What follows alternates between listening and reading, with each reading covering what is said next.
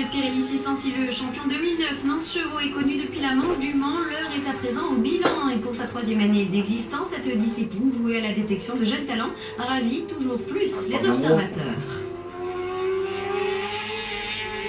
C'est vraiment quelque chose qui donne nous beaucoup de satisfaction et aussi le sport pour la France, la possibilité d'avoir les jeunes qui vont évoluer et donc avoir la possibilité de participer à des niveaux supérieurs. C'est l'objectif de la Coupe 600 Pirelli Cup.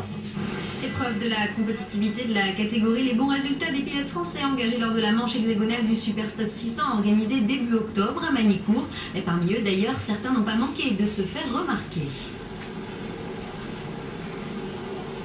Je pense qu'il y a 2 ou 3 pilotes qui sont à l'auteur d'entrée. La démonstration a été à Magny-Cours.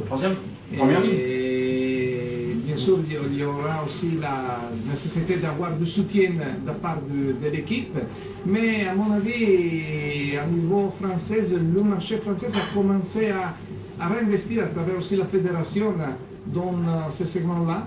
Et donc je pense qu'il y aura de bonnes chances pour le futur, pour la France, d'avoir des noms qui sont juste partis du début à niveau de filière et qui vont appuyer d'avoir la possibilité de combattre pour le titre du championnat du monde. Avant de se frotter à la crème des pilotes internationaux, place à la finale de ce trophée Pirelli 600 2009 avec le all shot pour Stéphane Egea devant Florian Marino et le tout frais champion Nance Chevaux. Nance Chevaux qui va surprendre ses adversaires dans ce premier tour en s'emparant des commandes de la course.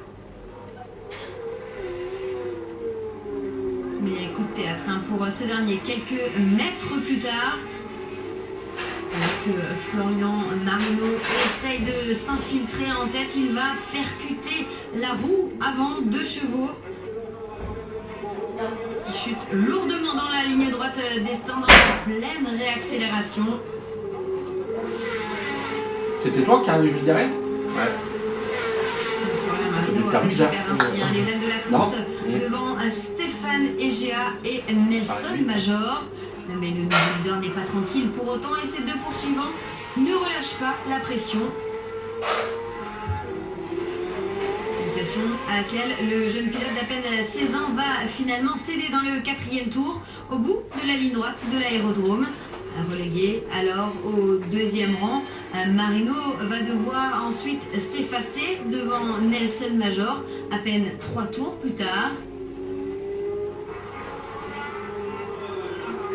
Major qui va immédiatement se lancer à la poursuite du leader, à Stéphane Egea.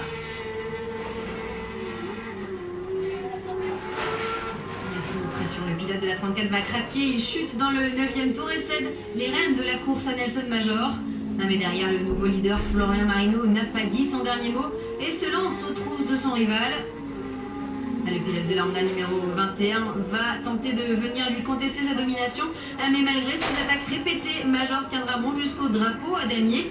Il s'impose sur le fil devant Florian Marino et Randy Pago. Côté classement, Nance Chevaux sacré depuis Le Mans devance Nelson Major, 3e marche du podium pour le pilote triomphe William Grard devant Randy Pago. Suite à sa chute du jour à Albi, Stéphane Egea échoue lui au 5e rang du classement général. Une photo de famille avec le dernier podium.